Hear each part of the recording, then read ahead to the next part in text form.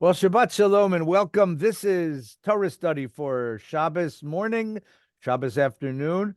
I'm Rabbi Ed Feinstein here in freezing cold Southern California. Oh, boo-hoo. It's gone Yeah, down, not that Mark, better. it's gone down to a frigid 69 degrees here. It's terrible.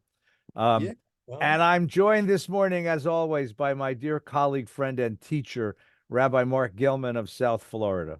yeah. It's bad here too, but it's better than where you are. That's probably true. So Uh, that's a good motto for life, isn't it? it's the motto of Florida. It may be bad here, but it's better than anywhere else. Better here than Baltimore. Right. So sorry to Baltimore. That was W.C. Fields. That was That's W.C. right. Fields.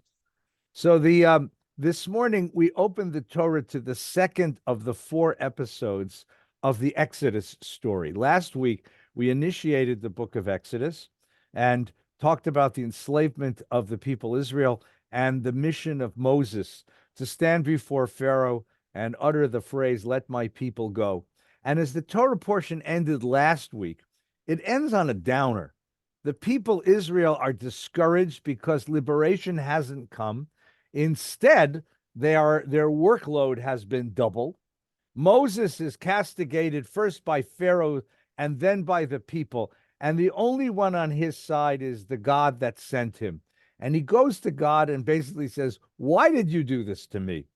And God begins this Torah portion with a revelation. He says, "I'm going to give you something I've never given anyone before. I'm going to give you my private email or Yeah. my cell number. I'm going to give you my name," which is in the ancient world, the handle. The way that you got to someone is by having their inward name. And the name of God is Yud Hey Vav Hey. The name of God is this unpronounceable conflation of what was, what is, and will be. But is a precious gift to Moshe.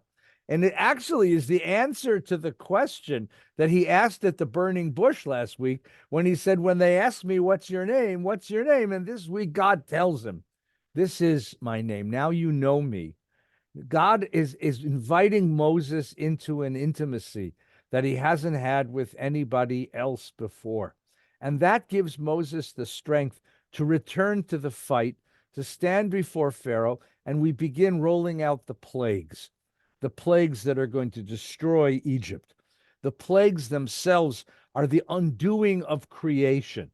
One of the wonderful drashot that I love to play with at Seder time is there are 10 plagues. According to the tradition, there are 10 sayings, 10 let there be's in the creation story. So each plague is an undoing of an aspect of creation. Each plague is the undoing of order. And what the inner drasha there meant is that God put us in a world that God created, but we human beings, given responsibility to care for the world, to protect it, to rule the world, we instead chose disorder. We chose chaos. And every time we undid one of God's rules about order, that brought a plague upon the world. And those are the 10 plagues that we read about in this story. And then to finish the drasha, when God gives us the 10 commandments, that's the way that we put order back into the world. So it's 10 words of creation, 10 plagues, 10 commandments, and you try to match them up, and it becomes really wonderful. God creates the human being in the image of God. The last plague is the death of the firstborn. The sixth commandment is you will not murder, and so on. But the idea here is an idea that's remarkable, which is that we're witnessing in this story, we're witnessing this cosmic drama, and we are at the center of it. And we all know this, of course, because this is the Pesach story.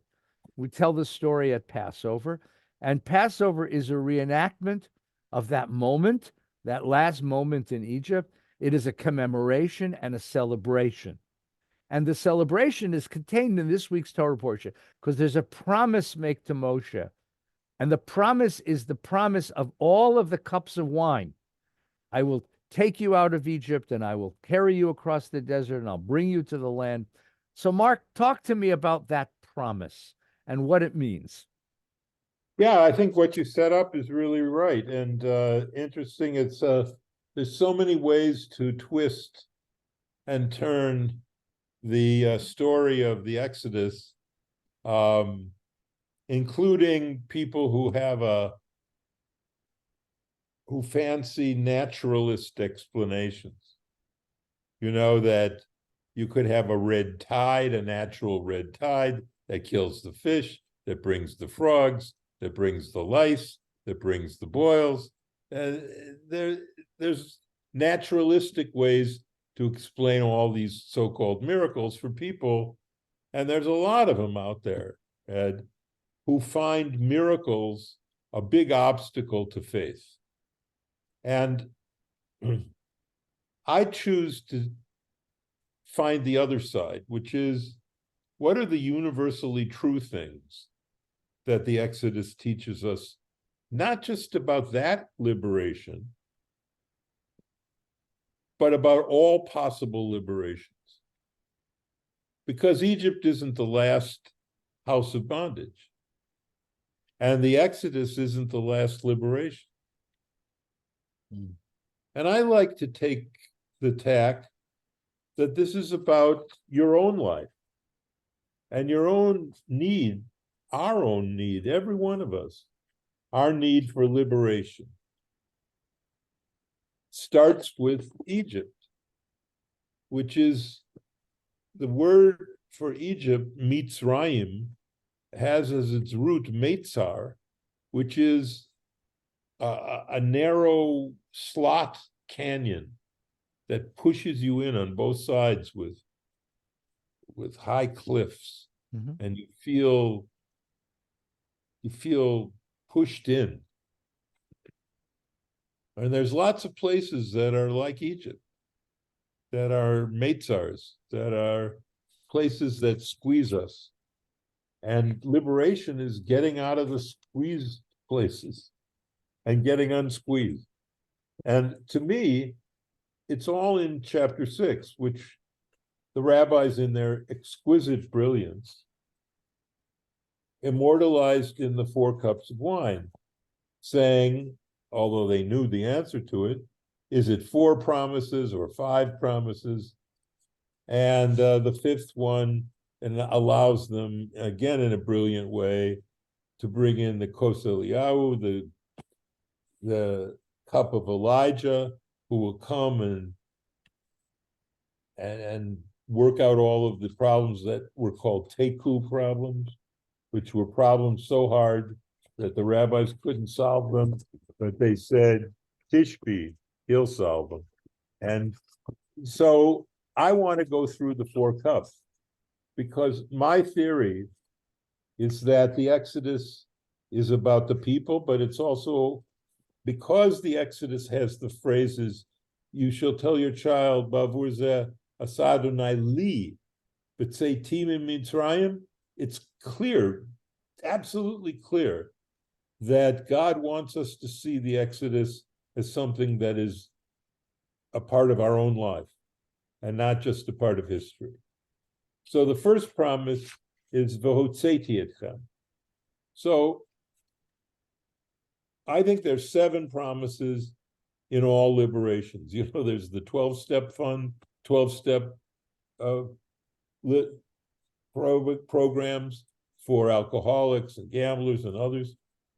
We have 7, I think. The first is V'hotzeti, which is Hotzeti etchem, I'll take you out of there. So you need to get out of Egypt first. In order to be liberated, you got to get out of Egypt. Now, what is Egypt? Egypt could be an abusive marriage. Egypt could be your friends are drug users or drug pushers. Right. What you said before, Meitzar, the narrow place, wherever you feel bounded and bound and stuck. That's what Meitzar, that's Mitzrayim. That's Get Egypt. out of there. Get out of there. That's step 1. V'hitzalti etchem, the second step in liberation is, I will redeem you. You need to get rescued from what kept you in Egypt. This means that you need to address the proximate cause of your slavery. It is close, an emergency therapy directed at what you think is causing you pain. You need to understand why you are addicted to drugs.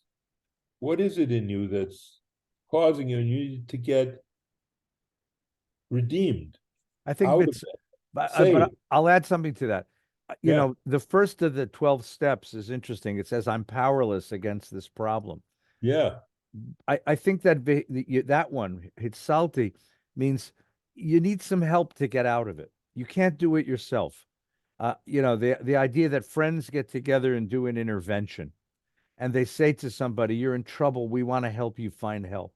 That a rehab, a place where there are I love counsel, that. counselors, you can't do it yourself. The Talmud has this idea that the prisoner can't redeem himself.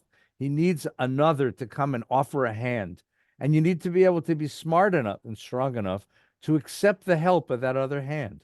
That's Exactly. v'hitzalti. The thing, though, Hebrew has distinctions that don't move across the barrier of language Right. to English. And this is very true in the second and third. The Hitzalti etchem and the Ga'alti etchem. They both, you could translate both of them as I'll redeem you.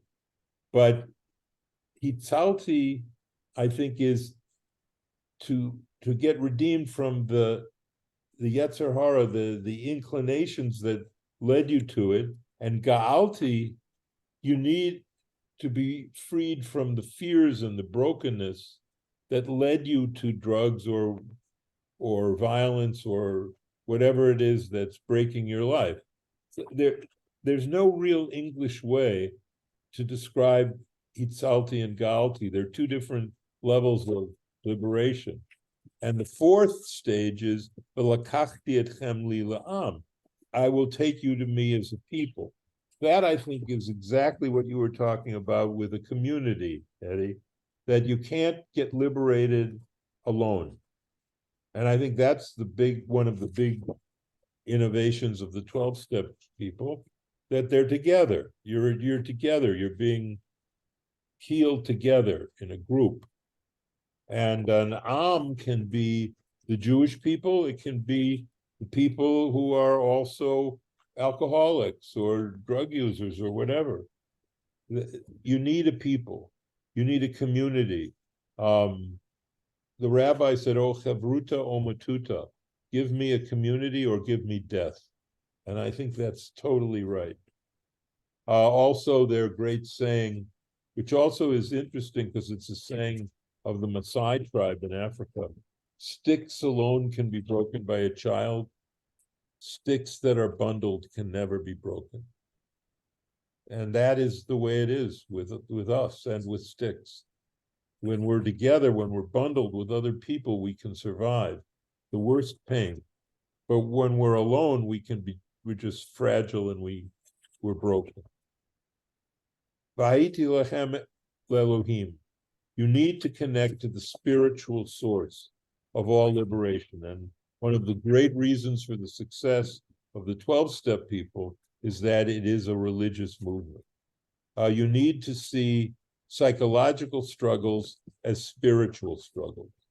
It means I can be a better person made in the image of God. I don't have to live on this level of existence. I was made in the image of God, and I can live as a being created in God's image. And that my struggle to do that is a struggle to validate imago Dei, to validate my being created in God's image. You know, a lot of people think that psychological interpretations of our brokenness exhaust their meaning. That's it. That's what they are, psychology. I don't think so. I think they're helpful, and they're a vocabulary to describe brokenness. But I think the ultimate vocabulary to describe our broken parts is spiritual.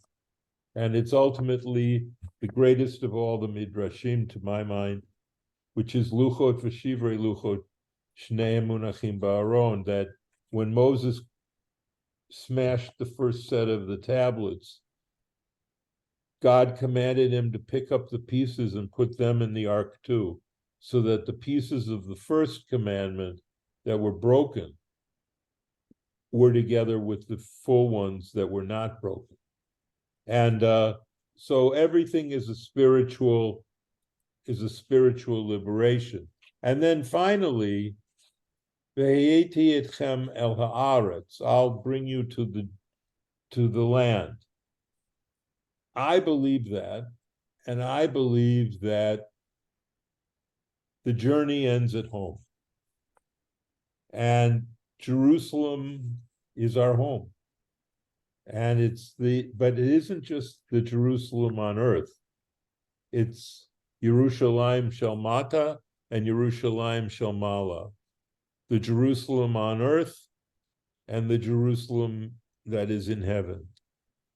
That ultimately is where we come back to. It's our home. It's not our only home, but it is our home. And that's where our personal journeys and our personal exoduses and the exodus of our people come together. And that's how you read the promises. That's the promise. That's the process of liberation. Yeah. So let me just turn it just a bit. So you've talked about the process of liberation promised by God in the Bible to the people Israel, and you've applied it to our personal liberations. Yes. People getting out of alcoholism, abusive relationship, patterns of living that are self-destructive and futile.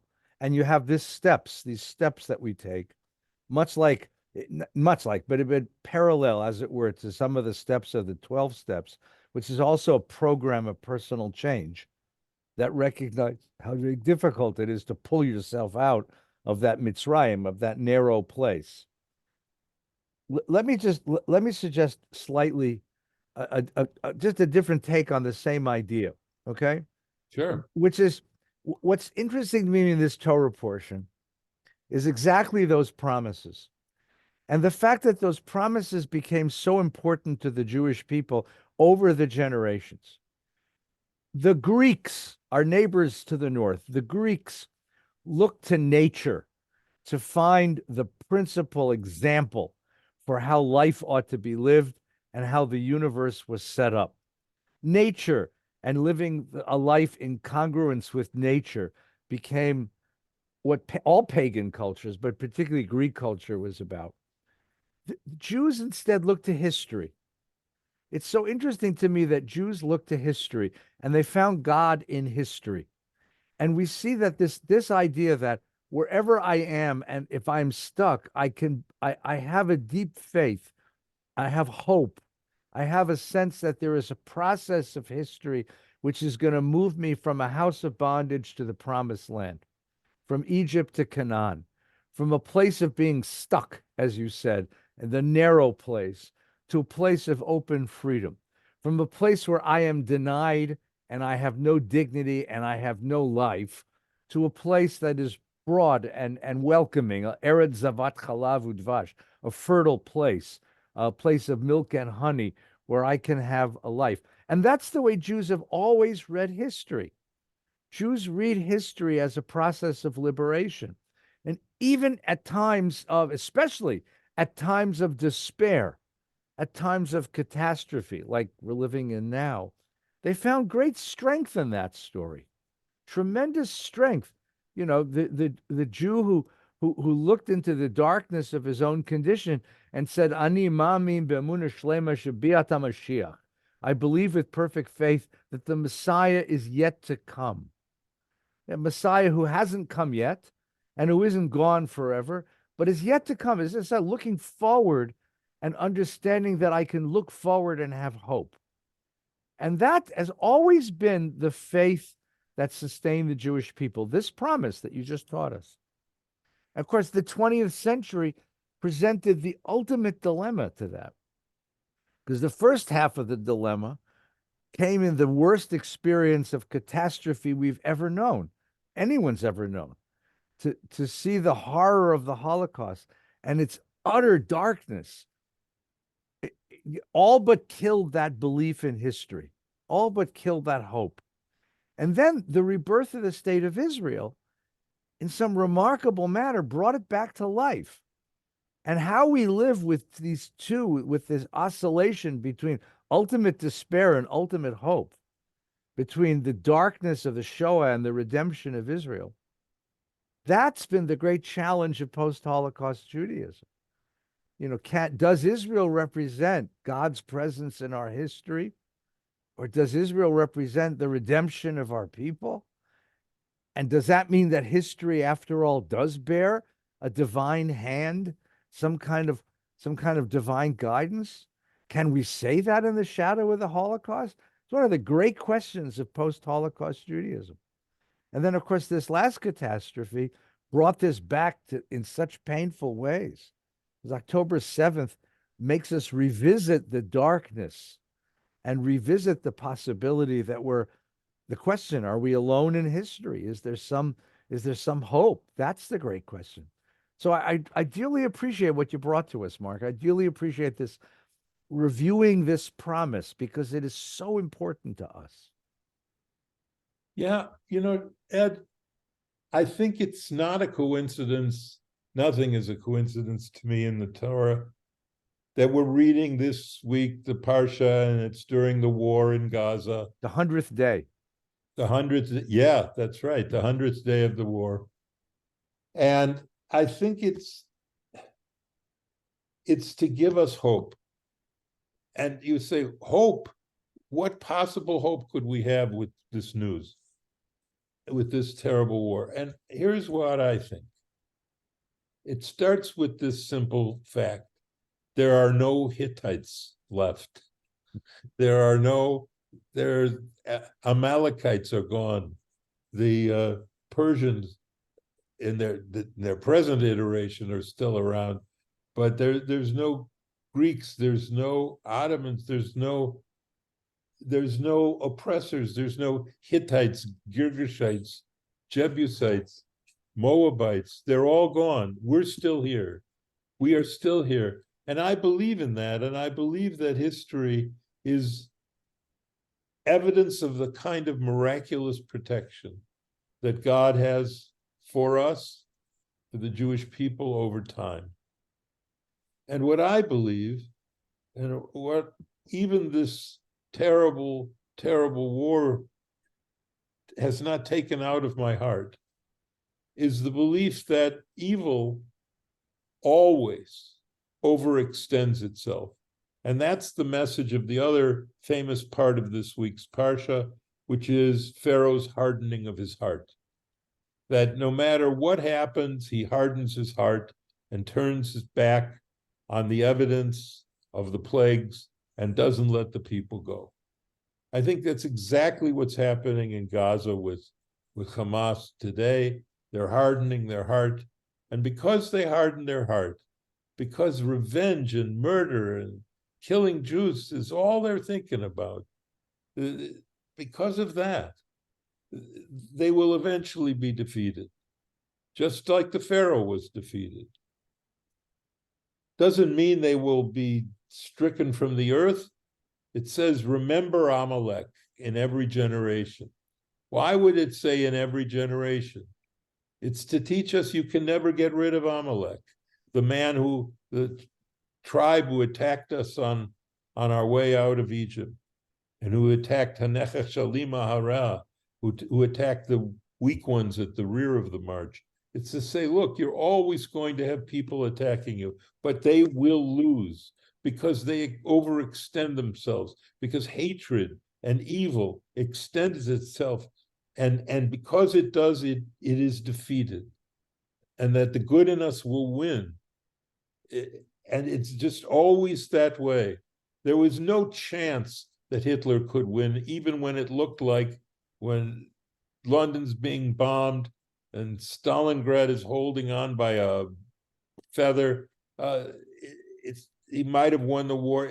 There was no chance he could win the war, because evil cannot defeat good in the long run. It just cannot. And you either believe that or you don't. And the evidence of history is that evil is defeated. I think people who have lost their hope have lost their faith, and that they don't need to lose it, because God will not abandon us, and Israel is our home, and the people who want it destroyed will fail. They must fail. Now, can you take that to the bank? No. But can you take it to your heart? Yes. You're exactly right, and it's a beautiful talk. I don't think I don't think it's a question of, either you do or don't have faith. I think it's a struggle. I think in the same way that life can be a struggle. There's so much to despair about, especially right now in the Middle East. So I think it takes some struggling, and I'm heartened by your beautiful words. And the Torah does, I mean, the Torah is trying to remind you that here is a different way to read history, right? It doesn't say, by the way, it's important to understand, it doesn't say that your liberation is going to come without struggle. I mean, it took 10 plagues. Didn't take one. If it had taken one plague, we would have this magical belief that liberation comes quickly, you know. But we were slaves for 200 and something years, in Egypt for 400 years, slave for 230 years.